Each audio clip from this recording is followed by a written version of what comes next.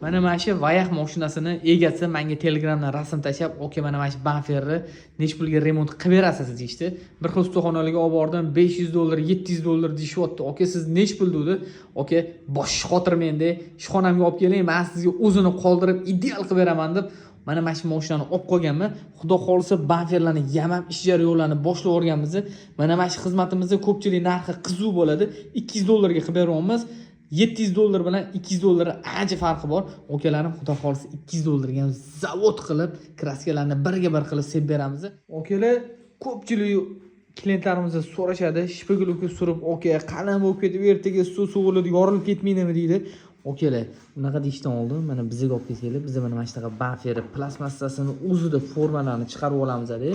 Bundan keyin borib mana bunaqa mayda teshuvlarni shpigulkaga to'ldiramiz. Qolgan joylari plastmassani o'zini zavod holatida qoladi. Xudo xolisa Vayax mashinamizni ko'rishingiz mumkin. Okalarim gruntовкаларni sepib, ideal holatda qilib qo'yganmiz.